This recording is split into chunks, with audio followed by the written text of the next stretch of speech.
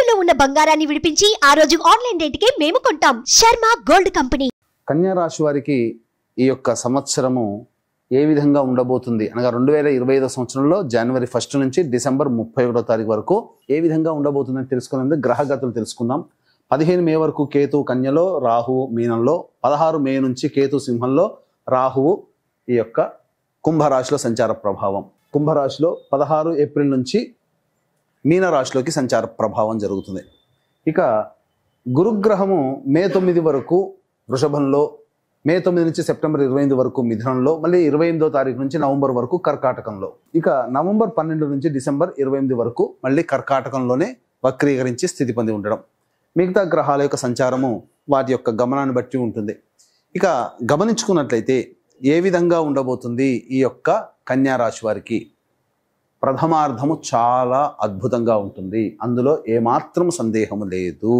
ఈ సంబంధించినటువంటి ఈ కన్యా రాశిలో జన్మించినటువంటి వారికి గురువు ప్రధానంగా నవమ స్థానంలో సంచారం మరియు దశమ స్థానంలో సంచార ప్రభావము వెరసి యోగదాయకమైనటువంటి జీవితం సెప్టెంబర్ 28వ తారీఖు వరకు తిరుగులేని జాతకం గురుగ్రహ ప్రభావం వల్ల కన్యా రాశి వారు పొందబోతున్నారు.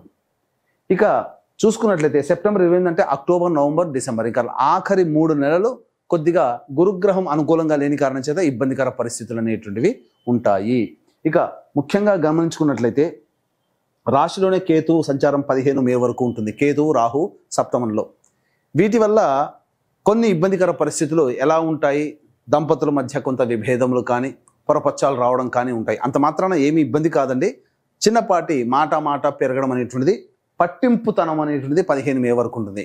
ఇక కేతువు సింహరాశిలోకి, రాహువు కుంభరాశిలోకి ఎప్పుడైతే ప్రవేశం చేస్తారో అప్పుడు ఈ యొక్క రాశిలో జన్మించినటువంటి కన్యా రాశిలో జన్మించినటువంటి వారికి ప్రధానంగా అప్పటి వరకు లేనటువంటి ఆరోగ్య సమస్యలు మెల్లమెల్లగా బయటపడతాయి. తద్వారా కొన్ని ఇబ్బందికర పరిస్థితులు అనేటువంటివి ఎదుర్కోవాల్సి వస్తుంది.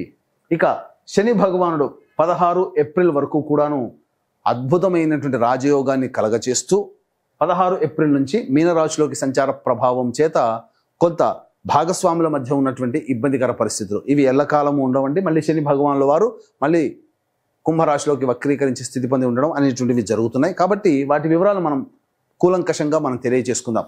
ముఖ్యంగా గమనించుకున్నట్లయితే ఈ యొక్క గురు అనుగ్రహ ప్రభావం అనేటువంటిది సంపూర్ణంగా ఉంటుంది ఈ యొక్క సంబంధించినటువంటి కన్యా రాశి వారికి.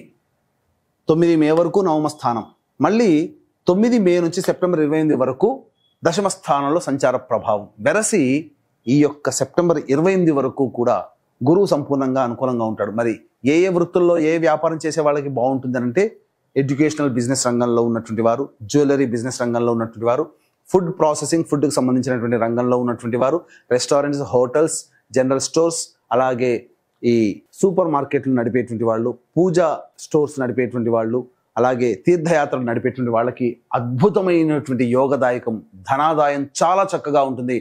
అవసరానికి మించినటువంటి ఖర్చులు ఉన్నా ఆ ఖర్చులకి మించి ఆదాయం లభిస్తుంది. రాని బాకీలు ఈ యొక్క కన్యా రాశి వారికి సెప్టెంబర్ 28 తారీఖు వరకు కూడా అద్భుతంగా ఉంటాయి. కాబట్టి రాని బాకీలు వసూలు చేసుకోగలుగుతారు. వ్యాపార విస్తరణకి అనుకూలమైనటువంటి సమయంగా చెప్పబడి ఉంటుంది. ఇటు శని గారు, గురువు గారు ఇద్దరు కూడా యోగించాలి అనుకున్నప్పుడు 16 ఏప్రిల్ లోపల అనగా జనవరి 1 నుంచి 16 ఏప్రిల్ లోపల మీరు అనుకున్నటువంటి పనులన్నీ కూడాను పూర్తి చేయాలనే సంకల్పంతో ముందడుగు వేసి ప్రయత్నం చేయండి. పనులన్నీ కూడా వాటంతట అవే చక్కగా ముందుకు సాగుతాయని చెప్పవచ్చు. ఇక ఈ 16 ఏప్రిల్ నుంచి అక్టోబర్ 9 వరకు మీన రాశిలోకి సంచారం చేస్తుంటాడు. కానీ జూలై 8న మీనంలోనే వక్రీకరించి ఉన్నాడు. కాబట్టి ఏప్రిల్ 16 నుంచి జూలై 8 వరకు మాత్రము మీకు ధనపరమైనటువంటి సమస్యలు శనివారి వల్ల కలుగుతాయి. కాబట్టి జాగ్రత్తలు పడండి. గురువు శాంతం అనుకూలిస్తున్నాడు, పనులలో అనుకూలతనిస్తున్నాడు. కానీ ధనపరంగా కొన్ని ఇబ్బందికర పరిస్థితులు శని గారు ఏప్రిల్ 16 నుంచి జూలై 8 వరకు ఉంటుంది. మళ్ళీ జూలై 8 నుంచి అక్టోబర్ 10వ తారీఖు వరకు కూడా ఇక్కడ ప్రధానంగా అద్భుతమైనటువంటి స్థితిగతులు అనేటువంటివి ఉంటాయి. కాబట్టి ఈ ఏప్రిల్ 16 నుంచి జూలై 7 వరకు ఉండేటువంటి సమయం మాత్రమే గడ్డు కాలమైనటువంటి సమయం. ఇక ఈ సంబంధించినటువంటి ఆయిల్స్ రంగంలో ఉన్నటువంటి వాళ్ళకి అనగా నూనె పదార్థాలు, ఎడిబుల్ ఆయిల్స్, అలాగే పెట్రోల్ బంకులు, ఇటువంటివన్నీ నడిపేటువంటి వాళ్ళకి, అనగా ఐరన్ బిజినెస్ చేసుకునేటువంటి వాళ్ళకి అందరికీ కూడాను ఈ సంబంధించినటువంటి ఏప్రిల్ 16 వరకు యోగదాయకంగా ఉంటుందని చెప్పవచ్చు. ఇక ఈ రాశిలో జన్మించినటువంటి రాజకీయ నాయకులకి చక్కగా కొంతమేర ఎక్కువగా కష్టపడితే పదవి లభించే అవకాశాలు గోచరమవుతున్నాయి. నామినేటెడ్ పదవిలోనైనా కానీ ఉండగలుగుతారు. ఉద్యోగస్తులకి ప్రధానంగా గమనించుకున్నట్లయితే ఈ కన్యా రాశిలో జన్మించినటువంటి వారికి ప్రధానంగా ఫిబ్రవరి 11 నుంచి మార్చి 12వ తారీఖు వరకు ఉన్నటువంటి సమయం అద్భుతమైన సమయం. నిరుద్యోగస్తులకి ఉద్యోగం లభిస్తుంది. ఉద్యోగంలో ప్రమోషన్స్ వాటికి సంబంధించినటువంటి సూచనప్రాయమైనటువంటి ఆదేశాలు ఫిబ్రవరి 12 నుంచి మార్చి 12 వరకు ఏర్పడబోతున్నాయి. ఇక జూన్ 14వ తారీఖు నుంచి ఆగస్టు 16వ తారీఖు మధ్య కాలంలో కేంద్ర రాష్ట్ర ప్రభుత్వ ఉద్యోగులలో పనిచేసేటువంటి వాళ్ళకి ప్రమోషన్స్తో కూడుకున్నటువంటి బదిలీలు ఏర్పడబోతున్నాయి. అలాగే కోరుకున్నటువంటి చోటికి బదిలీలు ఈ జూన్ 14వ తారీఖు నుంచి ఆగస్టు 15వ తారీఖు మధ్య కాలంలో ఏర్పడబోతున్నాయి. అలాగే ప్రైవేట్ రంగంలో ఉన్నటువంటి వారికి, నిరుద్యోగస్తులకి ఉద్యోగం లభిస్తుంది. ప్రైవేట్ రంగంలో పనిచేసేటువంటి వాళ్ళకి అధికారుల యొక్క అండదండలు కలిగి మీకు ప్రమోషన్స్ పొందేటువంటి స్థాయి ఉంటుంది. ఇక ఏదైనా కానీ నవంబర్ 16వ తారీఖు నుంచి డిసెంబర్ 15వ తారీఖు మధ్య కాలంలో ఉద్యోగంలో మార్పుని కోరుకుంటారు. కాబట్టి ఉద్యోగ మార్పుకి ఇది సరైనటువంటి సమయంగా చెప్పవచ్చు. ఇక గమనించుకున్నట్లయితే అక్టోబర్ 25వ తారీఖు నుంచి డిసెంబర్ 5వ తారీఖు మధ్య కాలంలో పరిచయస్తుల ప్రభావము, మీరు చేసేటువంటి పనులలో అందరూ యొక్క సహాయ సహకారాలు కలగడం, అద్భుతమైనటువంటి ప్రగతిని మీరు పొందుతారు. రాజకీయ రంగంలో ఉన్నటువంటి వారికి ఈ యొక్క సమయం అనగా నవంబర్ 15వ తారీఖు నుంచి డిసెంబర్ 15వ తారీఖు వరకు ఉన్నటువంటి సమయం అద్భుతమైనటువంటి సమయంగా చెప్పవచ్చు. ఇక ఈ యొక్క కన్యా రాశిలో జన్మించినటువంటి రైతులకి, రియల్ ఎస్టేట్ రైతులకి 2 రకాల పంటలు అధిక లాభదాయకంగా ఉంటాయి. రియల్ ఎస్టేట్ వ్యాపారస్తులకి ఏప్రిల్ 16వ తారీఖు వరకు కొత్త ప్రాజెక్టులు చేయడం అన్ని రకాలుగా యోగదాయకంగా ఉంటుంది. అయితే కొంత గడ్డు కాలం అనేటువంటిది ఏప్రిల్ 16 నుంచి జూలై 8వ తారీఖు వరకు రియల్ ఎస్టేట్ రంగంలో ఉన్నటువంటి వారు, ఎలక్ట్రానిక్స్ అండ్ ఎలక్ట్రికల్ రంగంలో ఉన్నటువంటి వాళ్ళకి, అలాగే లాయర్ వృత్తుల్లో ఉన్నటువంటి వాళ్ళకి ఇబ్బందికర పరిస్థితులు అనేటువంటివి ఉంటాయి. ఆ ఏప్రిల్ 16 నుంచి జూలై 8 మధ్య కాలంలో ఆస్తి సంబంధమైనటువంటి తగాదాలు ఏవైతే ఉంటాయో అవన్నీ కూడా ఏప్రిల్ 16 లోపల పరిష్కారం అయ్యే విధంగా ఆలోచన చేసుకోండి. లేకపోతే నవంబర్ 15 నుంచి డిసెంబర్ 15 మధ్య కాలంలో ఆస్తి సంబంధమైనటువంటి సివిల్ సంబంధించినటువంటి సమస్యలు, న్యాయవాద సమస్యలు పరిష్కరించుకుంటారు ఆ సమయంలో. లేకపోతే ఏప్రిల్ 16 లోపలనే పూర్తి చేసుకునే ప్రయత్నం చేయండి. ఏప్రిల్ 16 నుంచి జూలై 8వ తారీఖు వరకు ఉన్నటువంటి కాలం మాత్రం అనుకూలమైన కాలము కాదు. ఈ మధ్య కాలములో ఇబ్బందికర పరిస్థితులు అనేటువంటివి ఎదుర్కొంటారు. ఇక ముఖ్యంగా గమనించుకున్నట్లయితే ఈ యొక్క జనవరి 21 నుంచి ఏప్రిల్ 1వ తారీఖు ఉన్నటువంటి ఈ మధ్య కాలం కాస్త నెగిటివ్ ఇంపాక్ట్ ఉండేటువంటి కాలముగా చెప్పవచ్చు. ఈ కాలం వల్ల ఏమవుతుంది? అకారణమైనటువంటి విరోధాలు పెరుగుతాయి. ఎందుకు పెరుగుతాయి? ఏప్రిల్ 16 వరకు చక్కగా జాతకం బాగుందన్నాను. మరి ఏంటంటే జనవరి 21 నుంచి ఏప్రిల్ 1 వరకు అనుకూలంగా లేదు అని అంటున్నారు, విరోధాలు పెరుగుతాయి అంటున్నారు. ఇది ఎలా సాధ్యం అని అంటారా? మనిషికి ఎవరికైనా కానీ విజయం అంటూ ఒకసారి రుచి చూసిన తర్వాత కొద్దిగా అహంకారం వస్తుంది, నేను గొప్ప అనే తత్వం వస్తుంది. ఇక్కడే మనిషి విజ్ఞతతో అలవాటు చేసుకోవాలి. ఇక్కడే అనగా ఈ ఏప్రిల్ 16 వరకు అనుకూలంగా ఉన్నటువంటి సమయ ప్రభావము చేత ఎవరైనా కానీ ఈ కన్యా రాశిలో జన్మించినటువంటి వారు పొగరుతనాన్ని గనక అలవాటు పెట్టుకుంటే అక్కడే ఈ కుజుడు నేనున్నాను నీ పొగరు తగ్గించడానికి అంటూ వస్తాడు. జనవరి 21 నుంచి ఏప్రిల్ 1 తారీఖు మధ్య కాలంలో లౌక్యంతో వ్యవహరించండి. ప్రజలతో కానీ, కింది స్థాయి ఉద్యోగస్తులతో కానీ, సాటి వాళ్లతో కానీ మీరు మితిమీరి మాట్లాడకూడదు, వాళ్ళని అవమానపరచకూడదు. తద్వారా ఈ కుజుడు మీకు ఇబ్బంది పెట్టేటువంటి సమయం జనవరి 21 నుంచి ఏప్రిల్ 1వ తారీఖు వరకు. ఇక గమనించుకున్నట్లయితే ఈ యొక్క సంబంధించినటువంటి కన్యా రాశిలో జన్మించినటువంటి కళారంగంలో పనిచేసేటువంటి వాళ్ళు, 24 ఫ్రేమ్స్లో పనిచేసేటువంటి వాళ్ళు, సినీ రంగంలో ఉన్నటువంటి వాళ్ళు, టీవీ రంగంలో ఉన్నటువంటి వాళ్ళు, ఎలక్ట్రానిక్ అండ్ ప్రింటింగ్ మీడియా రంగంలో ఉన్నటువంటి వారు, సోషల్ మీడియా రంగంలో ఉన్నటువంటి వారికి ఏప్రిల్ 16 వరకు అద్భుతమైనటువంటి యోగదాయకమైనటువంటి కాలము. కొత్త కొత్త ప్రాజెక్టులు, ధనాదాయం వచ్చేటువంటి ప్రాజెక్టులో, మీ పేరు ప్రఖ్యాతులు పెరిగేటువంటి వాటిలో మీకు సైన్ ఆఫ్ అవుతారు. కానీ ఏప్రిల్ 16 నుంచి జూలై 8వ తారీఖు మధ్యకాలం సరైన సమయం కాదు. కాబట్టి నూతన ప్రాజెక్టులకి సమయము తీసుకోండి. ఆ సమయంలో మీరు ఎటువంటి కొత్త ప్రాజెక్టులని యాక్సెప్ట్ చేయకండి. ఎందుకనంటే ఆ సమయం గడ్డు కాలము.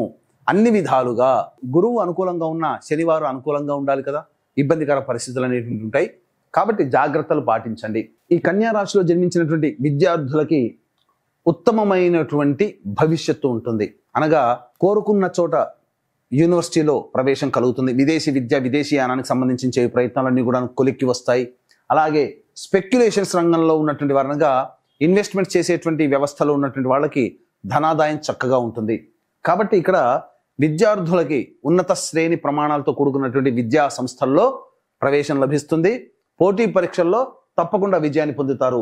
ఈ కన్యా రాశి వారు ప్రధానంగా వివాహాది శుభకార్యాలు జరుగుతాయి, సంతానవంతులవుతారు, అన్ని రకాలుగా యోగదాయకంగా ఉంటుంది, దైవం అనుకూలం సంపూర్ణంగా ఉంది అని చెప్పవచ్చు. ఈ కన్యా రాశిలో జన్మించినటువంటి స్త్రీలకి కూడా యోగదాయకమైనటువంటి జీవితాన్ని గడుపుతారు. ఇంట్లో మాట విలువ పెరుగుతుంది. మీరు తీసుకునేటువంటి నిర్ణయాలు కుటుంబ సభ్యులు అందరూ కూడా హర్షిస్తారు. అలాగే మీకు ప్రధానంగా గృహోపకరణాలు కొనుగోలు చేయడం కానీ, లేదా గృహ మార్పులు కానీ, వాహన కొనుగోలు, గృహ కొనుగోలు సంబంధించినటువంటి మీ పేరు మీద స్థిర చరాస్తుల్ని కన్యా రాశిలో జన్మించినటువంటి స్త్రీలు నిలుపుకోగలుగుతారు. సంతాన ప్రాప్తి కలుగుతుంది. అలాగే వివాహాలు కూడా అనుకున్నటువంటి సమయానికి 2025 సంవత్సరంలో కన్యా రాశిలో వాళ్ళకి వివాహం జరిగి తీరుతుంది. ఇందులో సందేహం లేదు. ఇక ఆరోగ్యం గురించి చూసుకున్నట్లయితే ప్రధానంగా ఈ సంబంధించినటువంటి రాహుకేతుల యొక్క ప్రభావమే అధికంగా గోచరమవుతుంది. కావున ముఖ్యంగా ఈ యొక్క కన్యా రాశిలో జన్మించినటువంటి వారికి కిడ్నీ సంబంధమైనటువంటి వ్యాధులు కానీ, లేకపోతే మెడ నరాలు సంబంధించి, అలాగే ఈ సంబంధించినటువంటి వెన్నుముకకు సంబంధించినటువంటి ప్రాబ్లమ్స్ కానీ ఎరైజ్ అయ్యేటువంటి అవకాశాలు గోచరమవుతున్నాయి. జాగ్రత్తలు పాటించండి. ఇక విపరీతమైనటువంటి తలనొప్పి అనగా మైగ్రేన్ అనేటువంటిది ఏర్పడే అవకాశాలు కూడా అనారోగ్యపరంగా ఈ యొక్క కన్యా రాశిలో జన్మించినటువంటి వారికి ఏర్పడేటువంటి అవకాశం గోచరమవుతుంది. కాబట్టి జాగ్రత్తలు పాటించండి. ఏది ఏమైనప్పటికీ కూడాను ఈ కన్యా రాశిలో ప్రధానంగా ఉత్తర 2, 3, 4 పాదాలు, హస్త 4 పాదాలు, చిత్త 1, 2 పాదాలు వెరసి ఈ కన్యా రాశిలో జన్మించినటువంటి వారి యొక్క నక్షత్రాలు, ఈ నక్షత్రాల్లో జన్మించినటువంటి వారు కన్యా రాశికి గురవుతారు. ఇక మీకు వివాహం అయితే గనక మీ భార్య లేదా భర్త మరియు మీ సంతానం యొక్క జాతక ప్రభావము, మరియు వివాహం కాకపోతే తల్లిదండ్రులు, తోడబుట్టిన వాళ్ళ యొక్క జాతక ప్రభావం కూడా మీ మీద ఇంపాక్ట్ చూపిస్తుంది. కాబట్టి ఈ యొక్క 2025 సంవత్సరంలో మీ యొక్క రెజల్యూషన్స్ అంటే మీ సంకల్పాలన్నీ కూడాను జరగాలి, ఆరోగ్యం బాగుండాలి, మంచిగా స్థిరపడాలనేటువంటి సదుద్దేశంతో జాతకరీత్యా కలుగు విద్య, వివాహ, ఉద్యోగ, దాంపత్య, సంతాన, అనారోగ్య సమస్యలు మరియు గోచార రీత్యా శని భగవాన్ల వారు 12 రాశులకి ఇబ్బంది పెట్టేటువంటి అవకాశాలు గోచరమవుతున్నాయి. కాబట్టి శనిదోష నివారణ పూజల్లో భాగంగా సర్వదోష నివారణ పూజలు, హోమాలు అనేటువంటివి అతి సామాన్య మానవుడు కూడా పాల్గొనే విధంగా ప్రతి నెల ఒక్కొక్క పుణ్యక్షేత్రంలో ఈ యొక్క కార్యక్రమాలు చేయించడం జరుగుతుంది.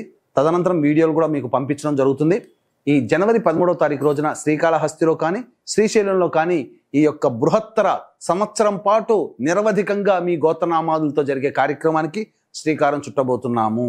కాబట్టి అవకాశం ఉన్నవాళ్ళు కార్యక్రమ తదనంతరం కాంటాక్ట్ చేసి మీ గోత్రనామాదులు నమోదు చేసుకోవచ్చు. అలాగే తండ్రి వైపు 6 తరాలు, తల్లి వైపు 3 తరాలు, భర్త వైపు 6 తరాలు, భార్య వైపు 3 తరాల్లో ఏవైనా దుర్మరణాలు ఉన్నా, liver failure, kidney failure, cancer రోగాలతో బాధపడుతున్నా, 60 సంవత్సరాల లోపల ఏ విధంగా చనిపోయినా ఇవన్నీ పితృదోషాలు లేదా పితృశాపాలు అంటారు. కాబట్టి ప్రతి నెల కూడా మన పీఠం ఆధ్వర్యంలో పితృదోష నివారణ కార్యక్రమాలు అనేటువంటి జరిపించడం జరుగుతుంది.